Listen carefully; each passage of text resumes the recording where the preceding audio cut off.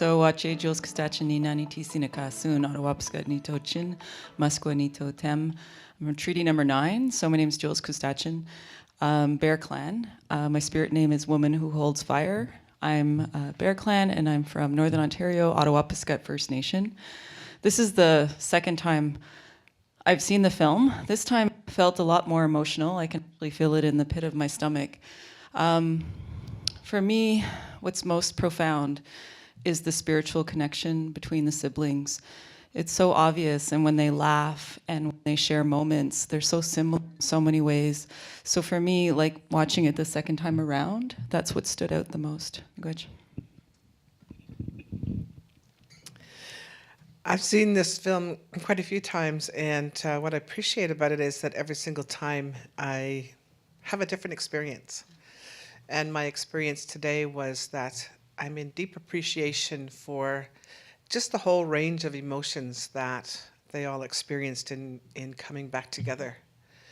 And it's very reminiscent of my own experience. And I think that what the film does is it really, you know, when I was looking at watching how they interact, and sometimes, you know, even though they haven't grown up together, they just have a deep understanding of each other and acceptance and love. And I wondered how people who had never been separated from their families might experience watching that, because it is an incredible experience to be with siblings that you have not grown up with. You have a chance to be with someone that shares your DNA. And how that manifests, and you know, just the little idiosyncrasies that we have as human beings, you see them constantly mirrored. So yeah, I just really appreciate the deep emotion and their lack of fear, their willingness to share their deep emotion around it, but also the humor that they share. I think it's a really funny film. Hi, my name is April. My Cree name is Ayika Pisum, and my birth name is Lorian Waskahat, and my Indian name is Blue Turtle Woman. I am Cree from Frog Lake First Nation in northern Alberta, and yeah, this is my second time seeing the film as well, and yeah, I found I was very emotional watching it this afternoon because I could relate to literally everything in that film. You know, growing up 10 miles from a sibling and, you know, reuniting, and I think what really got me was when they were, you know, in Banff and the elder said, "Welcome home," and that just rings so true. You know, I've been on my healing journey for a year now, and my culture is everything to me, and it's just really enriched my life, and I'm just grateful for, you know, a film like this to educate about the 60s scoop, because there is a lot of misinformation out there about what happened to us. So I'm very grateful for this film. I just want to introduce myself. My name is Tamara Starblanket. My spirit name is Japiki Sisqueo. I am from Matakakup in Treaty 6 territory. For me, the film was powerful. It's not often that I express tears. That was just, it touched my heart. And well, I guess I should just let you know what my background is in genocide. And I examined the legal question of genocide and whether the Canadian state is culpable for the crime. And I myself have never been in a foster home except one time in my teen years. However, my mom, I am a third generation victim of the residential school. And I say victim for a particular reason, but I won't get into that right now. I don't have enough time. However, my mom, my late mother, and my paternal and maternal grandparents were forced to be in residential schools. And my mom, I could relate to the story of my mom never wanting to identify herself as a Cree woman. And we ourselves were raised in every urban center west of Prince Albert. And also as well, in terms of the film, I could relate because I am the last person left in my family of birth. They passed on in a short time span of 9 years due to the effects of genocide that continue to be transmitted through our generation. So I can just, I'm not sure what else to share on that topic except that this movie was the first time I've watched it, and it just had a great impact on me. So thank you. Hi. Thank you all for sharing. And now let's open it up for questions and comments from the audience. Please raise your hand and a runner will bring a microphone over to you. We'll try our best to maintain a speaker's order.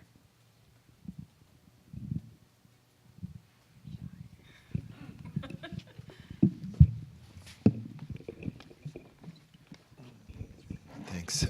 What I'm really interested in is any examples of really successful efforts within different nations that you know of in terms of breaking this cycle. Some of the models that can be hopefully spread far and wide in order to get back to where we need to be. Just all bossy here. I'm just kidding. I'm the daughter of a residential school survivor. So I lived with my mother. And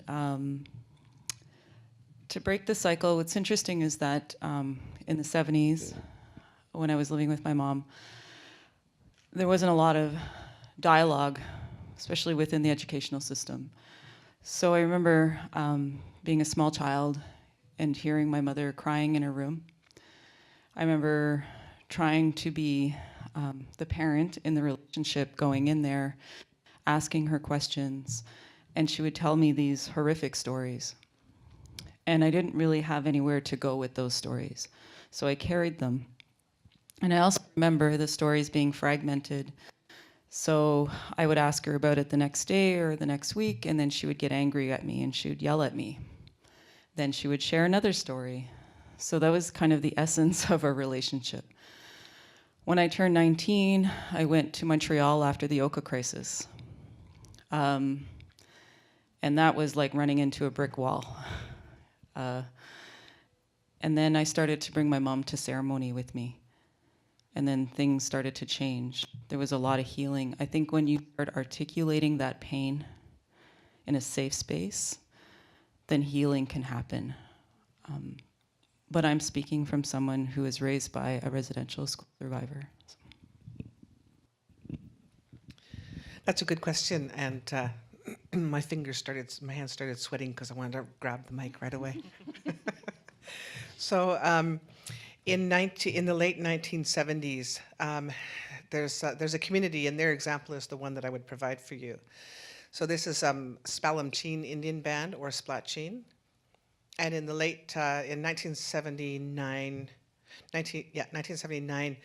Wayne Christian was elected, youngest chief ever elected in Canada, and he ran on a platform of child welfare because his family had been, all of his siblings, and he had been removed and placed into foster care. And he lost siblings. His entire community suffered incredible devastation at the hands of social workers. In one weekend in the 60s, a social worker took a bus into this community and apprehended 35 of the children in one weekend. So of a community of 300 people, they lost 100 children. And in the aftermath of that, the adults were absolutely devastated, and there was suicide, substance abuse. That really the community was just so devastated that it was just a really challenging time for them. And so after Wayne ran, they started to resist, and they staged a caravan where they walked to the legislature, the BC legislature, to challenge the removal of their children. At the same time, the community drafted according to the Indian Act, bands can draft bylaws, and of course the Indian Affairs has the authority to either let it go through or to veto it. But once a bylaw is on the desk of the minister, they have a month to make a decision, and if they don't make a decision, it automatically goes through. It's implemented. So at the time of this caravan, they drafted a bylaw regarding the welfare of their children. And it got buried in a pile of paper, and after a month it went through. So they're the only band in Canada that has jurisdiction over their children.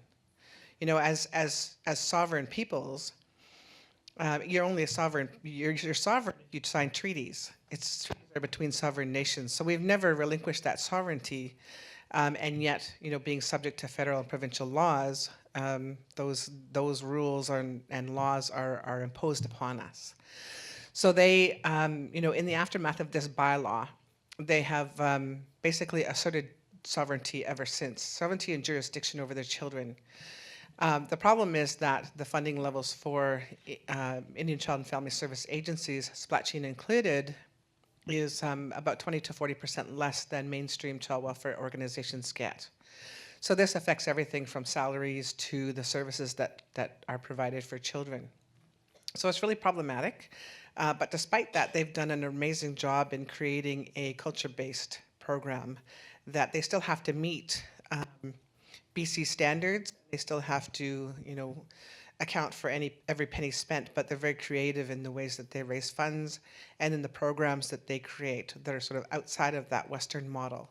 So circles of care where it's very comprehensive. They have every person involved in a child's life come to the table, and then they make plans for the children. They have an aging out program so that they prepare children for when they are no longer in care. And they're also the only band or organization that I've ever heard of that take child tax benefit and puts it in trust for the children until the day they age out. And most all provincial agencies take that money from the federal government and they put it into their general revenue fund, so the children don't directly benefit. They say they put it to programs and services. I have my doubts. So they do everything that they can, not only to nurture the children while they're in care, and they also try to keep the children in the community. They have sort of a step level layering program where the first priority is with family, then with extended family, then in another First Nation community in the nearby area, then an Indigenous family, perhaps in an urban center. The last resort is a non-Indigenous family. And so I would say that that's a really good model. There are some other really excellent models that are being developed, but there's a child welfare reform nationally that's being undertaken at the moment, and the federal government has done what they do best, which is say really great things, and lay out really promises that get our hopes up. I'm optimistic that something good will come of it, and because one of the sort of underpinning ideas or underlying ideas is the transfer of jurisdiction from provincial and federal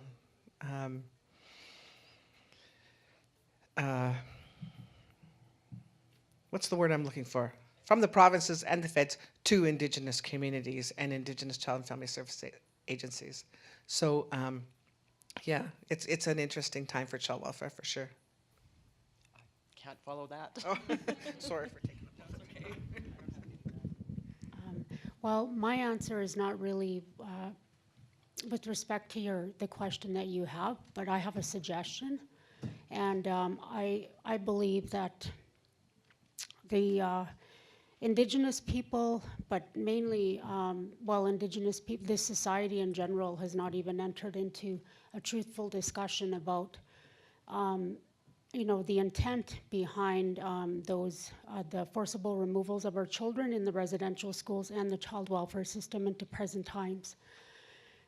We haven't even acknowledged the extent, truthfully, from a perspective of genocide and how that continues to the ramifications of that into current generations and how that affects not just the individuals who were forced to be confined to these spaces and places, but it also affects our nations as well, because Nehiyaw, Dene, Anishinaabe, and all these different original nations on Great Turtle Island, what do they depend on to transmit the healthy national spiritual identity onto further generations, and that's what I'm referring to here, is that we haven't even entered into a truthful discussion yet.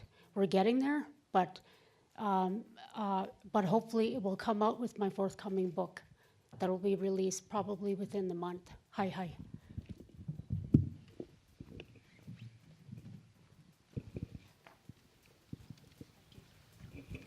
Hello. It's been a very meaningful experience. Thank you all for also contributing. Our Western culture is a very dysfunctional culture. We all suffer hugely from it, not to the extent that First Nations people have. But are there people in First Nations groups who are working with those of us? I am 12% First Nations, which I'm very happy about. But I was raised white, so I'll say us in that sense. But working with us to try and deal with this, is there any place? I keep trying to fit in somewhere to be able to be supportive and also deal with this culture that is so dysfunctional. And I just never know where to go, how to fit in.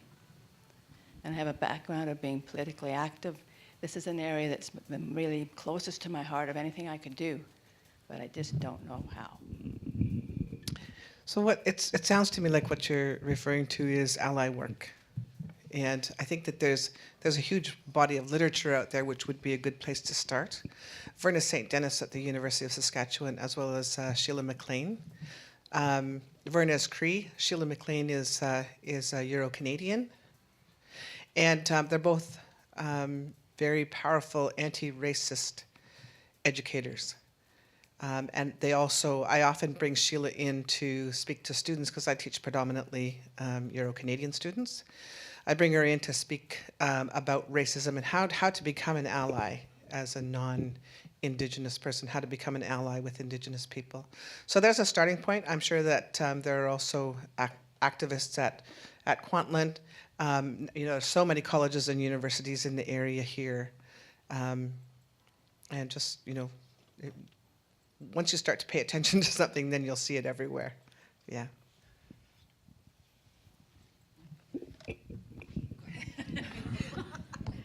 Well, can I add to that as well? I think so. Part of this whole idea of how the state and society allowed, for example, in 1907, when Dr. Peter Bryce released his medical report that children were dying off at catastrophic rates, there was nothing done at that time, and in fact, with the 1920 amendment to the Indian Act, the rates rose. And so the suggestion that I have is probably, I guess, for people to begin to have this discussion about being accountable for the crimes of genocide that have taken place on Turtle Island. And to remember that, the reason why these things happen is because of our lands and our territories. The sovereignty that Raven Sinclair was talking about, it's about our lands and our territories. And so I think it's about getting real and having a discussion about complicity, societal complicity for crimes of genocide, but also holding this government accountable for these things. Canada should be held to the same regard as other states that have engaged in these crimes. So.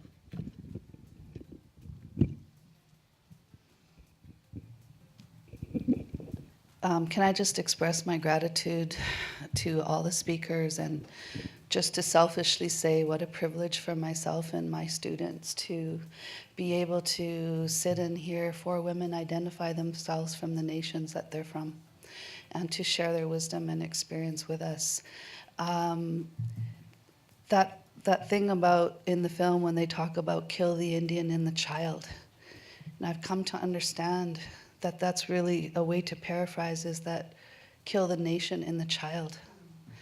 And it was really powerful for me to hear Dr. Sinclair talk about Scoop as starting from the 1940s until now. So recognizing the tool of child, it's such an oxymoron to call it welfare, child welfare. It's about how to forcibly transfer children It's about genocide. And one other thing that was really powerful for me in the film was when they met that elder, and he told them that he himself was a survivor of residential school. And, you know, Tamara is a really important teacher to me. And so is this man sitting next to me, Oyate Anawe Zipi. He is a Lakota spiritual person. He's also a survivor of residential schools. And what was really important for me in that film is it really reminded me, as Canadians, as settlers, we need to think about the doublespeak we've been taught. You know, calling these institutions anything less than, you know, instruments of genocide. We really need to check our language. And like my teacher says here, we focus so much on the victimization and the stories of sickness from the survivors, but really, as he always teaches us, the thoughts and the minds and the hearts of the settlers that have been deteriorated so much. Like Roland Christian says, when do we start looking at our sickness? That's where the problem starts. And so in terms of you know, moving forward, and I appreciate the sister who talked about ally work, but I guess I would just gently have to say that for me, my teacher has taught me this concept of stolen generosity. That's the way he describes how settlers move through these territories. The mode is stolen generosity. And we need to understand how our government has manufactured not just consent and complicity for genocide, but also ignorance. Generation after generation of us perpetuating the ignorance, learning the knowledge that helps us perpetuate ignorance. That's what we have to interrupt. And so, as I heard one Chanchansto elder from Suquamish say, you know, this manufactured process of reconciliation, what about the truth? And so I just see that line running between Dr. Sinclair's work and Dr. Starblanket's work, and I just wanted to know what you felt about that. Thank you for that reminder. So the other piece about ally work is that it's not a passive action. It's not a passive sort of process. There's a point where you're learning, and you're going to learn from people who have skills and knowledge in the area. Where it will become significant then is where you then take on that mission, and you teach your peers, you teach other settlers about anti-racism, about genocide. You take that action.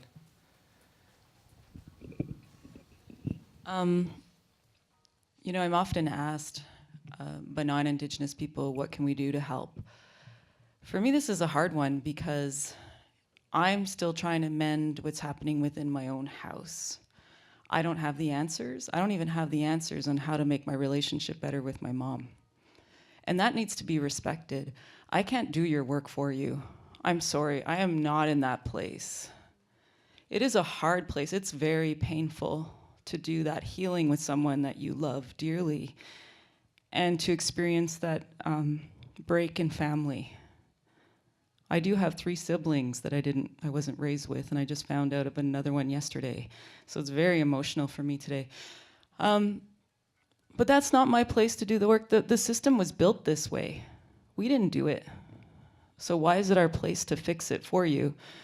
I think, you know, as Indigenous people, we're strong, we're resilient, we are strategists. We've been strategizing for 500, even longer than that. So I think we need the space to do the work in our own families. We need that time. We can't do this work for you. Yeah, good point. You know, for myself, my story is, you know, I actually learned I was 60 scoop like a year, almost to the day, actually. So like this last year has been completely overwhelming. I've been open to this world of all of these things that have been happening to my people, and you know, absorbing all this information, and it's just been just crazy. And I've decided to, you know, stand up now and tell my story. And you know, the best thing that you can do is listen to us, and be humble about it, and take it to heart, and And my only prayer for everybody is, the prayer for change, And yeah, it's just been an overwhelming year, and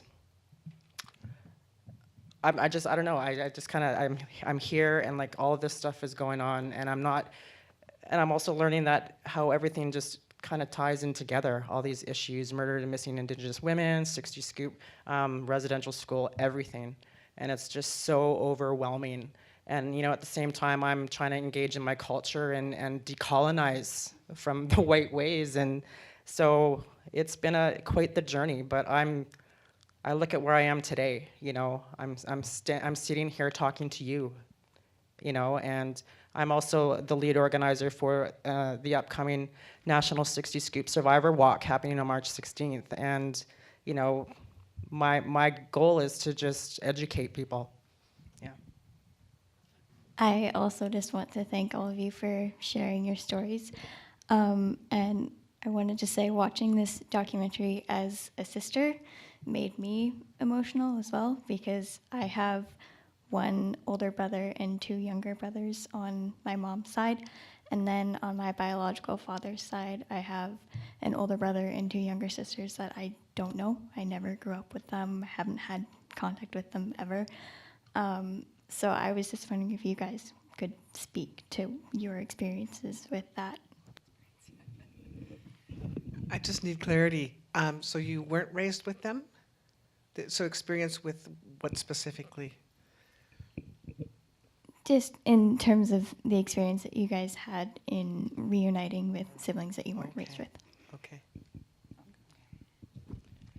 I actually, I myself became a birth mother about 20 years ago, and that's what really inspired me to search for my family. And so I did reach out, and I learned that I have 3 brothers and 2 sisters. And so I actually met my one sister right away. Her and I actually grew up 10 miles apart. She was adopted out as well, and actually our fathers were RCMP officers together and worked together. And I can tell you, I'm very envious of this film because, unfortunately, my meeting with my family, it didn't happen that way. You got to remember, we all come from very different lives and upbringings, and we're very different people. The only thing that we had in common was our blood. And so, I keep in touch with my family now, but we're not close. And like she said, it takes a lot of work to maintain family, and it's kind of scary as well when you grow up and you don't have anybody around you that looks like you. You can't relate to anybody, and it's just it's tough. But I just got to deal with it, and I pray that I can rekindle a relationship with my brothers and sisters because they're really important to me. Unfortunately, 2 of my brothers passed away to addiction.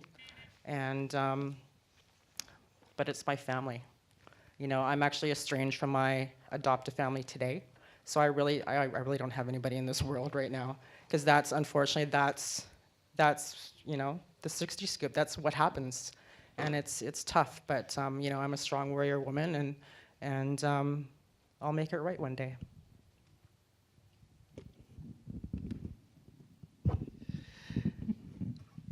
My younger sister found the family in 1986, and when I started to search for my family, it was at the encouragement of a researcher that I worked with. I worked for Treaty 9 area in their office in Toronto, and she said, so Bill C-31 had come in, and she said, do you have your status? And I said, no, and she said, well, you should apply. And my adoption papers said that I was Métis. And I said, well, I'm not eligible because I'm Métis. And she looked at me and she said, have you looked in the mirror? You're not Métis. She said, you're a Sinclair. Send a letter to Jim Sinclair, who at the time was the president of Métis non-status Indians in Saskatchewan. I sent him a letter, and 11 days later, my sister called me on the phone. And it was really great because she shared with me her experience of reuniting with the family. And it was really problematic. My brother was drunk, and the first thing he said was, this is the way we are, and if you don't like it, you can fuck off. And she was really taken aback because she was raised in a very white Anglo-Saxon Protestant context as well. In fact, my father taught her father in university. And so she said, you just need to be prepared. And I did. It dashed any hopes, you know, that Betty Ann was talking about in terms of that sort of ideal welcome back to the fold. Everybody's going to be happy, and you know, it's going to be a happy ever after. So I went in with a great deal of caution, and what I wasn't prepared for, though, was that the level of poverty, because when you are raised in a certain context, that becomes the norm, and so it was very very difficult for me to process that. There are people who live in poverty, and my family was one of them. As well as the substance abuse was difficult for me to contend with at the time. But my desire to be connected to them was much stronger than any judgments I had. So after sort of processing it for about a year and a half, I then moved from, I was living in Toronto, I moved to Saskatchewan for the express purpose of being with my family and getting to know them. And one day, I'd been there for about a couple of months, and my sister said, my oldest sister said, I'm so happy you're here because now everything's going to be different. And I got scared because I felt a tremendous burden of responsibility to make everything better for all of them. So I ran away to Red Deer. And I lived in Red Deer for about a year, 2 years. And then I came back. And we had quite a bit of conflict at that time, my siblings and I. And so we had quite a long period of time where I just had very sporadic contact with them. And it's only been in the last 2-3 years that we've come together, and we're getting closer all the time. It's just a process. Like my sister's right now in my house taking care of my daughter and taking care of the animals, and so yeah, it's not easy. Everybody has a different experience. There are times where it was absolutely awful, and I wish that I hadn't found them, but now I wouldn't change it for the world. So yeah, there's no easy answer to the question, but it's a good one. There's 20,000 adoptees or more. There's 20,000 stories.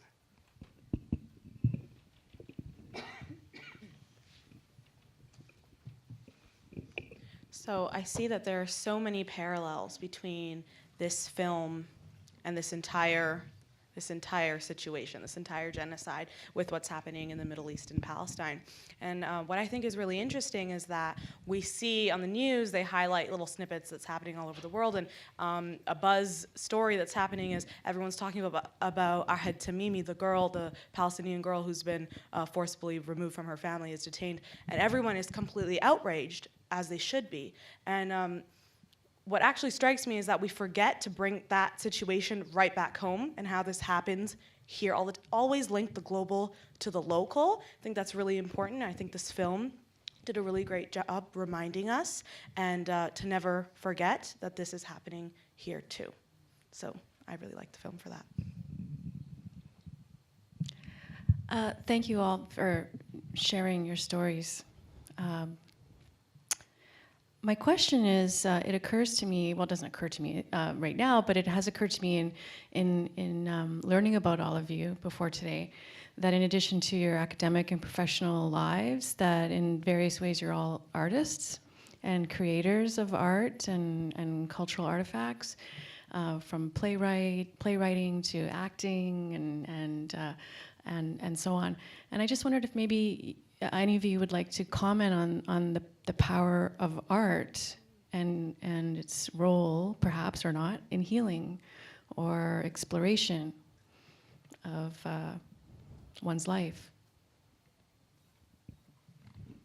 So I'm a media maker, an artist, I was an actor, did a lot of things. But I also worked in the social service sector.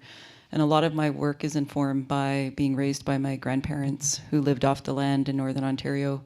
And my grandfather was an Okamau. He was a leader in his community. And I learned a lot from my grandparents. My grandmother never went to residential school, So I saw this really big difference between how my grandmother was raising me and how my mother was raising me. And I couldn't fit it together. I didn't understand what was going on, how come they were so different. But that experience has informed my arts practice. I do a lot of youth programs. I have a TV series called AskiBOYZ. And that program is very important to me because I come from Attawapiskat, Northern Ontario, where as a community media,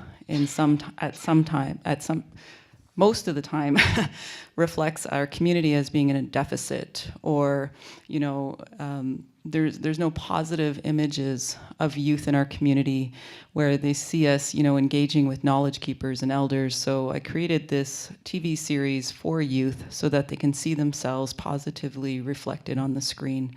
And there's a teaching tool, and then I have NiiSoTeWak, which is a family film. So for me, it's important that, being a mom of 4 sons, that they have something to look at that's positive. So that's basically the work that I do. Gotcha. What a great question. Art is awesome. And so, I mean, I'm not an artist. I can do a pretty good stick figure, but that's about it. Yes, but yeah, and that's where I get my outlet. So I have always written poetry, and I have one published poem. And in more recent years, have gotten into filmmaking. And so I do have a documentary out that's called A Truth to be Told. And it is the story of the child welfare experience in Splatcheen First Nation. And the final edit's done. It's been ready.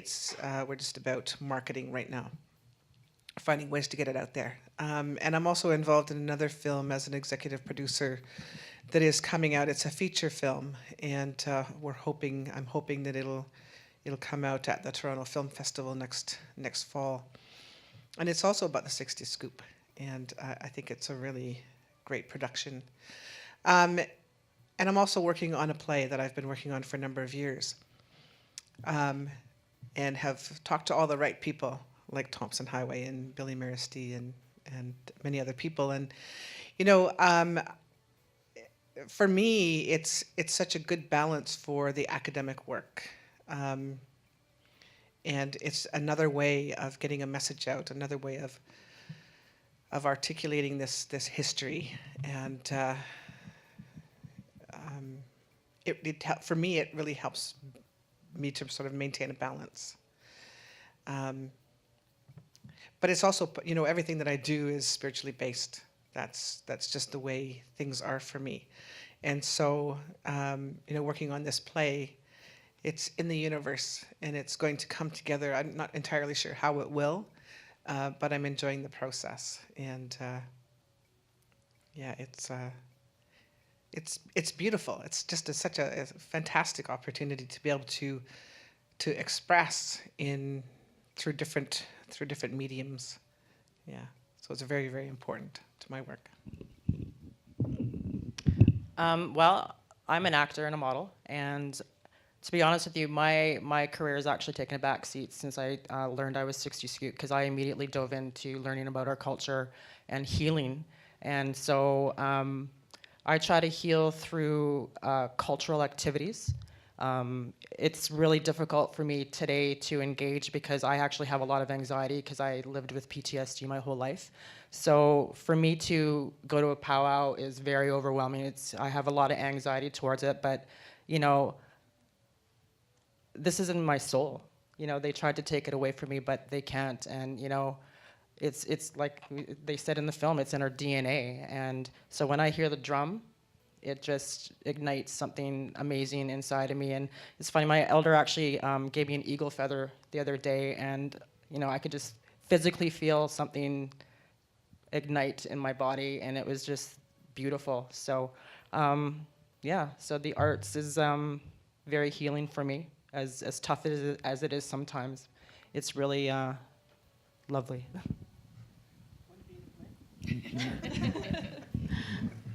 Well, I guess I'm not a traditional artist, but I have published poems. I have a few published poems, and I'm actually putting my poems into my forthcoming book. And but if I can say about being creative, I think the legal argument was very creative, the way that it was developed. It uses cognitive legal theory and metaphors to explain the destruction and the reality of what happened to our nations on this continent in a way that, I guess, compels the reader. Excuse me, I have a bit of a flu coming on here, or some kind of a cold, but it compels a Western reader to look at it from that perspective. And it's called a model of domination and dehumanization. So I guess in that way, maybe I'm a little creative, but my background is in law. And yeah, and sometimes I guess lawyers, they have to be creative in how they develop their legal arguments and so forth. So yeah. That's the beauty of art. Yeah. That's the power of art. To do what legal language cannot do. Well, I think that it's actually really fitting at this point just to let you all know that at the end of this panel, you can, and you're all encouraged to go and check out the art therapy station happening in the atrium if you'd like to go and check that out after this. Any final thoughts? I think we saw one over here, maybe with Seema. Yeah, Hi. last question. I don't presume to speak for the Indigenous people, but I'd like to answer the non-Indigenous question about what can we do. Now, I'm not sure whether this story comes from Palestine or South Africa, because I've been mixed up in both of them. But there's a story of this person having their bicycle stolen. And after many years, the person who stole the bicycle comes and apologizes to the person that they stole the bicycle from. But they don't return the bicycle.